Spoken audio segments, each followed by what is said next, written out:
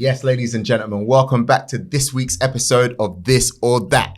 You got here myself, Joel Bayer, Culture Cam's joining me, and Mr. Matchroom himself. Woo. How you doing? I'm doing good. Mr. Eddie Hearn. Thank you very much for coming down, man. Nice to meet you, man. Nice to see you. Listen, man, I got real bougie when the people reached out. They were like, your team reached out. They were like, you want to do something with Eddie on 5? I was just like, yeah, but I'm not doing it on Zoom. He's got to come in the 5 studios. And there he is, man. I'm impressed with the setup. You got the hustle room out the front, the boiler room, the boys doing the deals. I've got the studio in the back. Come on, man. Inspirational stuff. How it goes, man. Now, there's the big fight coming up. Let us know about it very quickly. AJ, back at the O2, 7 years since he boxed at the O2 Arena, coming off the defeat to Usyk. He's fighting American Jermaine Franklin, good fighter, and it's pressure time, to be honest. It's like, some people are saying a good knockout, and then we'll do the Fury fight. Someone says if you get beat, it's retirement. And it's like the career can come around real quick. He's been around for a long time. Been at the forefront of British boxing, and it's a really important fight on Saturday night. Oh, gosh, we're going to have a little chat about that at the end, but let's start off with this or that. Cam, let's roll on to the first question, please, my friend. Go. I like these questions. All right, so round 1 is favourite team, Leyton, Orient, or Tottenham Hotspur? Oh, you've done your research, haven't you? Yeah. You know what it was, right? Yeah, okay, so you know what it was is someone owed my dad some money. Right, once. And he couldn't pay him. But what he had was Tottenham Hotspur season tickets, right? So he said, look, I've got these 4 season tickets, a little bit of hospitality with it, blah, blah, blah. And my old man was like, do you know what? Give us them here. Right? So one Christmas, he sort of passed the debt on to me and gave me the season ticket. So next thing, I had a season ticket for Spurs. The thing is, it was a great era for Spurs. It was Klinsmann, it was the end of Gaza, it was Eric Torsvik, it was Vinny Samways. Like, these are all well before your time. You know what I mean? But anyway, we care about trophies. So exactly. We didn't see any trophies. So I was a season ticket holder for Spurs, and then I actually went down there for like 4 years. So Tottenham is kind of my club, and then my old man bought Leyton Orient, which was probably 20 years ago now, and went to, at one point I was vice chairman, went to nearly every game home and away, saw us get promoted at Oxford. Go to Wembley a couple of times as well. So my heart is Leyton Orient, really. Yeah. It was a great time. Great club. Everybody's second club, Leyton Orient. But they're for me, proper they're my community first club. club. Proper community club, Leyton Orient. Yeah. Good stuff. Let me go for it. All right, cool. Favourite striker, Leyton Orient's Paul Smyth or Tottenham's Harry Kane? Oh, wow. You know what's mad is Harry Kane was on loan at Orient, right? Yeah. So my old man phoned up Harry Redknapp and said, we need some help, Harry. We're struggling. Got any young kids? So he said, look, we got Harry Kane and we got Andros Townsend, right? So this was, Harry Kane was like 19 or something like that. And Andros Townsend was about the same age. Anyway, I always say this, Andros Townsend was on another level to Harry Kane, right? A lot of people say this. And he would get the ball and he would just roast everyone. And Harry he's a good young, and always such a great lad, And he was good, but we were internally saying, like, Harry will never make it at Spurs, and Townsend will go on and be a great Premier League player. It's probably why we owned Leyton Orient and not Man United, you know what I mean? And then we got promoted, and then my dad took everyone to Vegas, and Harry went. Wow. And Harry just stayed in. Like, everyone was out partying all the time, and he was like, and you just sort of realise that, 100%, and that goes a long way. So Paul Smyth was a great striker as well, but Harry Kane, you can't ever go again, and he's a top man as well. Fair enough. Nice, so let's get to the cool. next So this is the last quick fire one, go on. Oh, okay. Best player, Casemiro or Thomas Partey? So this is a big debate on this show. I'm 5. Big debate. Casemiro and Partey. Obviously, Rio reps Casemiro. Joel reps Thomas Partey. We need you to settle this one. Okay, we're going to go Casemiro for me. Yeah, I'm really sorry. I don't want to devalue that brand for you. That next big transfer. Great, unbelievable players. If you're watching this and you own a football club, I think you need to be paying top money for these boys. Yeah. So I guess so. Lovely. It's all right. All good. All right. Gets a little bit harder. I know you're trying to take a little sneak peek in there. Which would you rather? Tottenham win a trophy or AJ wins back a world title? Come on, it's not even a question. You should have asked me later on, but still, AJ. This is round 2 boxing. Let's get to these ones. Okay. Is Anthony Joshua going to beat Jermaine Franklin emphatically on Saturday, or is an upset possible? An upset's always possible because it's a heavyweight division, but I want him to go out back to the Lions Den at the O2 and be that guy, that wrecking machine, you know, who we used to love to watch. I think the thing is, you just become a little bit more intelligent in boxing. And when he fought Vladimir Klitschko and had that war, I think he thought to himself, you know what, if I have another 4 or 5 of these, my career's over. So he just got better. You know, he got smarter, he defended well. Yeah. But I said to him the other day, I said, you do realise when you let your hands go, you put the fear of Christ into people. So that's what I want him to do on Saturday. So I think he's going to knock him out. Yeah, that's what I'm hoping for anyway. I want to see a knockout, man. Old school AJ knockout. Exactly. That's what I'm looking forward to. Let me go for it. All right, cool. Whose fault was it that the fight broke down between Tyson Fury and Usyk? Ooh, good question. I have to say, I mean, I've represented Usyk for 5 fights.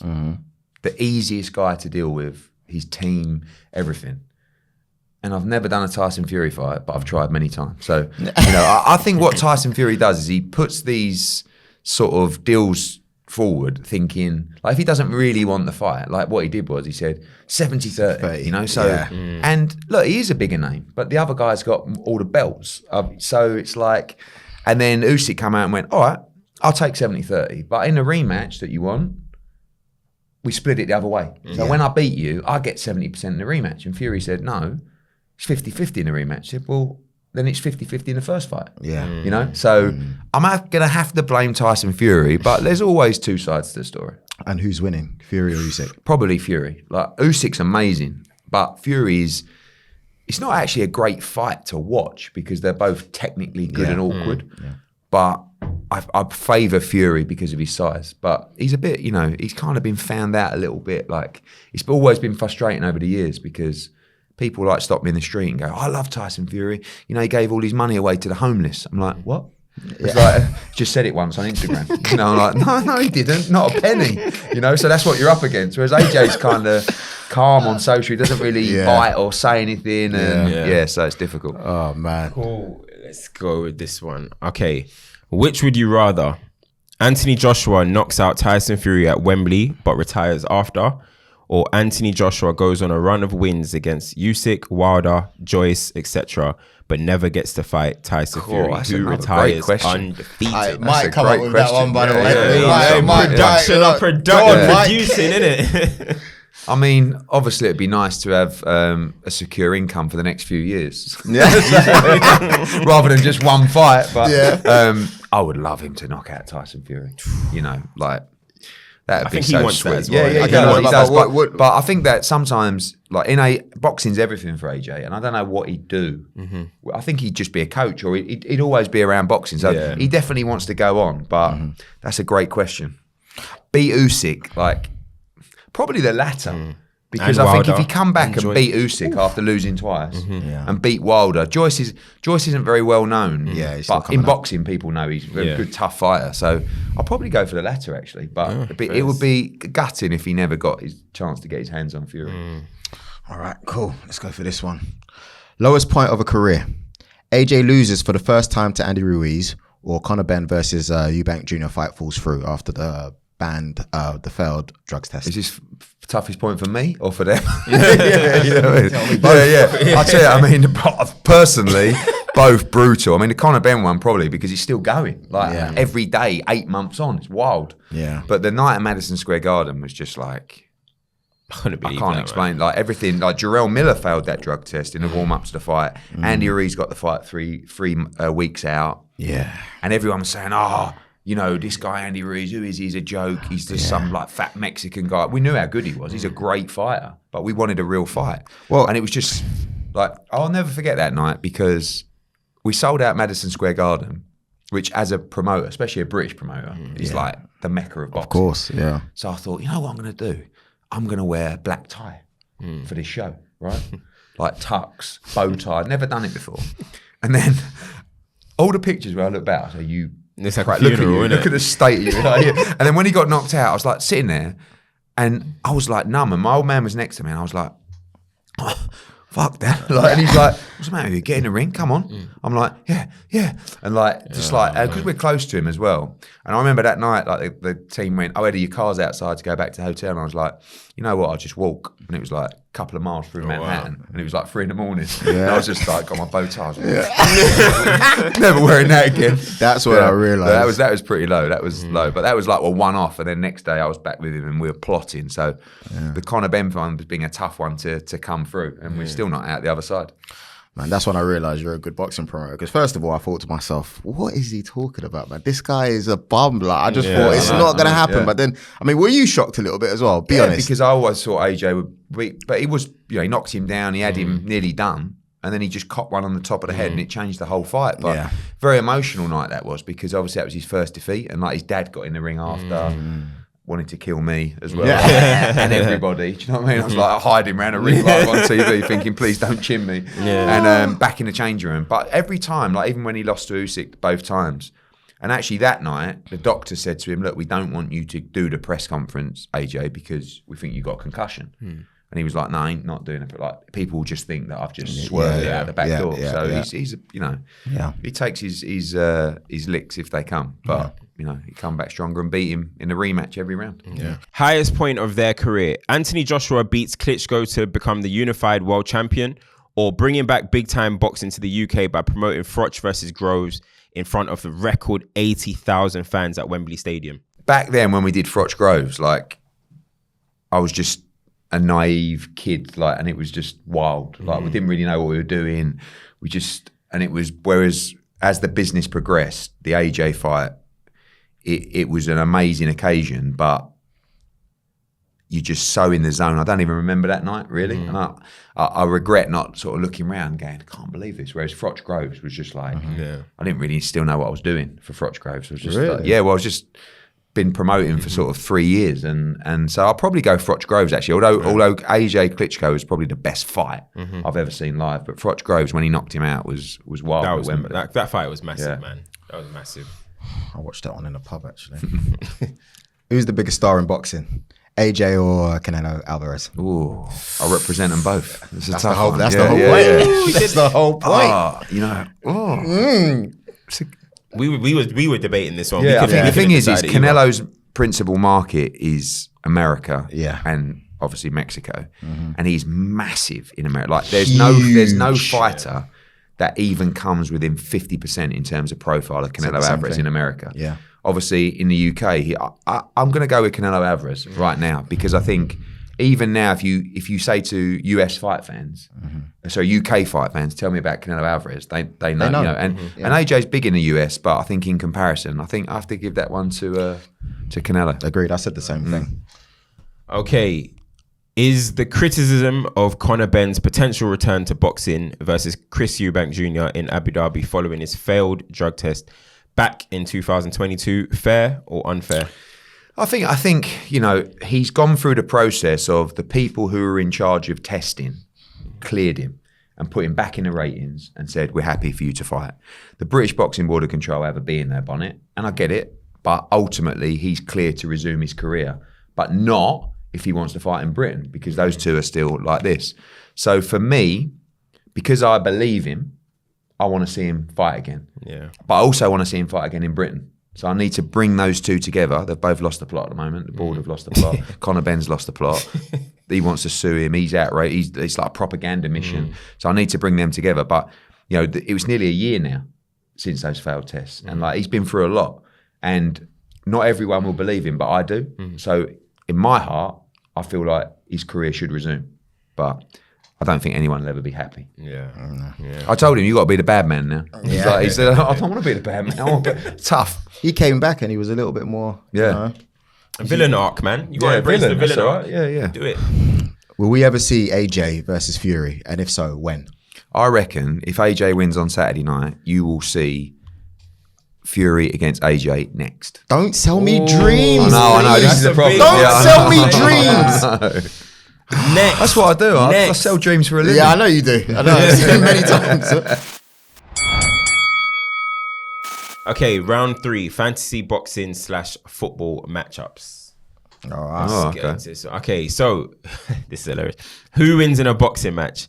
Eddie Hearn or Simon Jordan? Oh, mate, come on. 6'5". That's a mismatch. Oh, it was a mismatch on Talk Sport. What are you talking about? That was good, by the way. It's a good talk. We're right. We're like that on the talking, and then that fight. live. Yeah, I can't fight. Did you But guys, I definitely. Did you guys make up afterwards? No, it was mad. Is it? In Even the afterwards? breaks, he was like, because promoters and people were texting him what to say throughout. Okay. Yeah. It's like me against the world, you know? Yeah. And then in the breaks, he was saying, look, you're lying. You're lying. During the break. What's wrong with you? Yeah. You know what I mean? So, but he's very good. But I He is think good. he's But revolutionised do you know that what it is? shit. Yeah, No, he talks with this conviction that makes you think he yeah. knows No. what he's talking about, Yeah. but he's not always right. But You you know know what I what? mean? When I hear him, Yeah. he always convinces me he knows exactly what he's talking about. And I take his word for it because he's so convincing. But when you're talking about my game, that I know you don't know the same level as me, he's much smarter than me. I said to him, you're much smarter than me. But in boxing, don't talk to me like you. Every opinion you have is fact, because it's not. I literally said, I said to my brother, I said, he's found his match. I said, Simon Jordan finally found his match. It was a close one. It was good, man. He's very good. I think you were smart though. Like sometimes when he tries to talk over you, were like, "Can you let I me?" know, finish?" but that's what he does. You've It's got, like, yeah. yeah, it was brilliant. Who wins in a boxing match in their younger years? Barry Hearn or Frank Warren?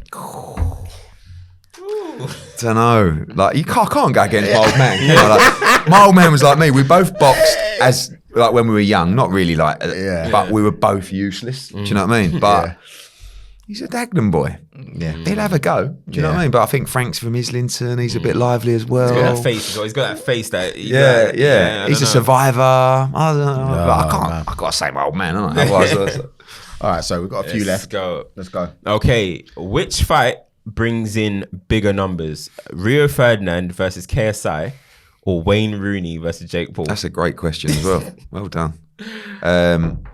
Wayne Rooney against Jake Paul. I've actually, I mean, Rio had a go, didn't he? Do you know what I mean? He was like nearly there and didn't quite get there. And KSI, those guys are so smart. But I've actually spoke to Wayne a few times about the Jake Paul fight.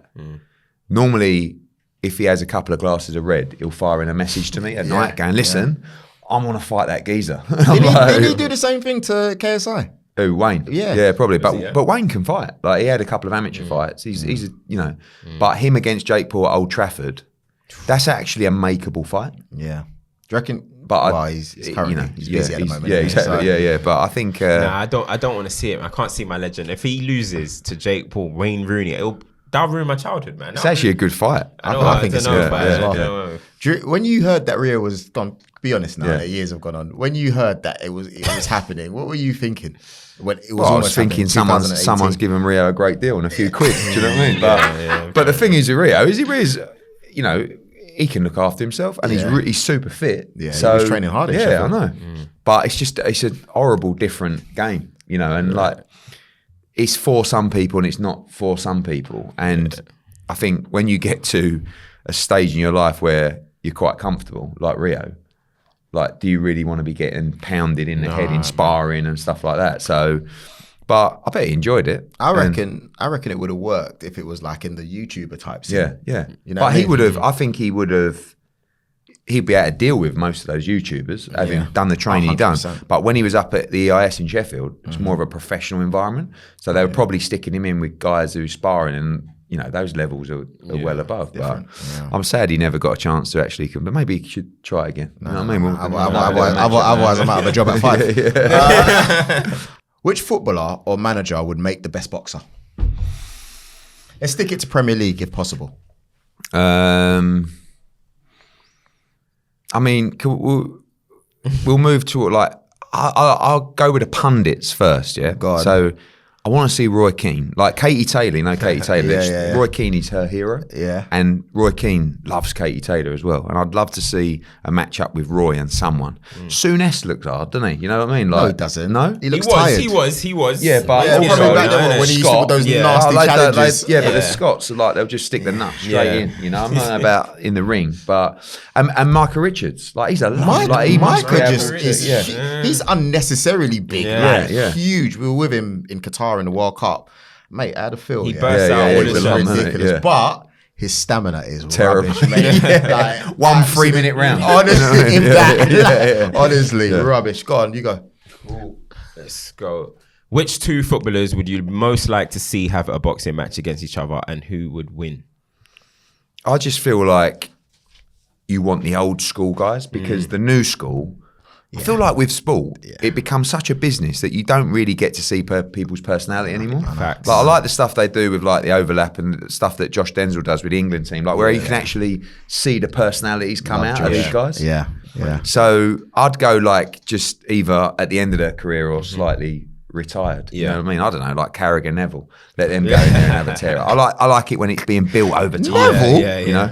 Neville? Yeah. Nah, not Neville. Neville. Carragher would do it. Carragher would do it. Which footballer or manager would be the best boxing promoter? Footballer or manager? Yeah. Probably Jurgen Klopp. I mean, he's got a little bit thought about that, him, you you know. know. Like he can be composed, he can be business-like, and he can be a bit wild and wacky, funny, And full of excuses sometimes as Oh, well. oh, like that, is it? Sometimes. Okay. I heard what you said about Arsene Wenger, mate. I'm holding it to heart. But yeah, no, I think you're right. But you know, you said James Madison, didn't I think you? James Madison would be Yeah, a good I know. promoter. Madders loves his boxing and his darts, so He he's can talk knowledgeable. well. He's knowledgeable. He'd do well in media, across different sports as well. Yeah, and Jude Bellingham. I know he's not in the Prem, but I think he talks brilliantly as well. Let's go this one. Which boxer would make the best footballer? And what sort of player would they be? I know AJ thinks he can play. Nah, but his thinks touch he can is play. awful. Yeah, I mean, he's too stiff now. He's showing it. But he's rapid. Yeah. Rapid. You know, do you know the girls are Katie Taylor played for Ireland. Oh, okay. Growing up, she's a really good footballer. Terry Harper as well. A lot of those girls play. On the male side, it's a good question. Like, they all fancy themselves. Like, I think if you gave them a ball, they'd all be like kick ups and everything. But I think, in terms of ability, I don't know. Like Bellew, I know he's retired now, but he quite fancies himself. But awful. Darren Barker, big Chelsea fan. He can play a little bit. But the new guys, I don't know. I reckon actually AJ is probably up there in terms of ability. Maybe in goal, man. Maybe in goal, innit? AJ rap. Yeah, I know. But you know, when he plays football, AJ, you can see he really tries his socks off. You know what I mean? Eddie, this is the last question. Okay. So I want to know, what has been the most important ingredient turning Matchroom from a successful UK sports promotional company to a global powerhouse? Good question. You boys have smashed the questions here today, haven't you? It's Much better. This is like another level to the normal questions. Understanding the audience, value for money for sports fans, a passion for what we do, understanding the sports, delivering for the athletes,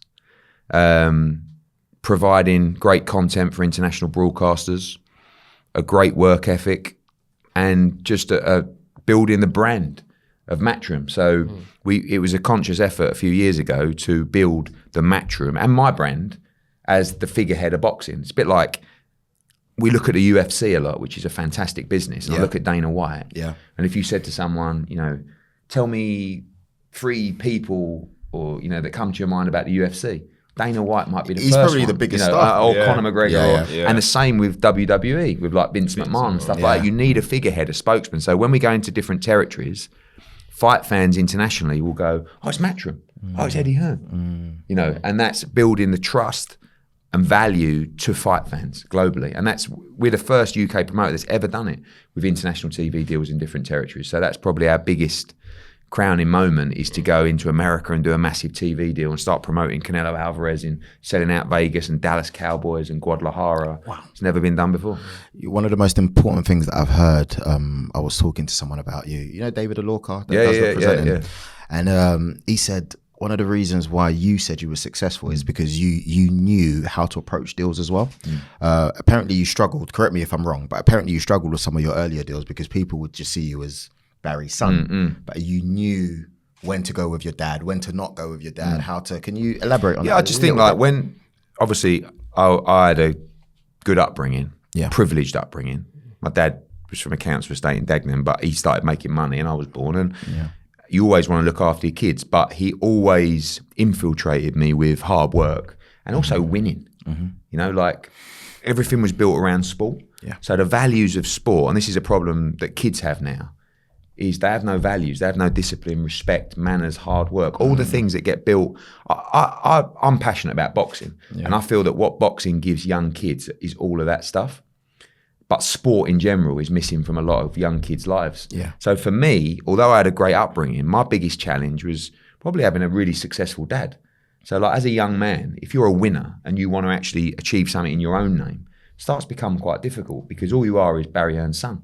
But I loved that. At 15, I was telling everyone, do you know Barry Hearn, the boxing mate? That's my dad. Can I get in this club? Like, talk about Rio. I used to see him down in Emporium with Lampard. Like, and he was like, I used to look at but I used to look at Rio going like all these, I think, you know, and like Lampard is a massive inspiration to me because we went to school together. He was in the year above me and he was always Frank's boy.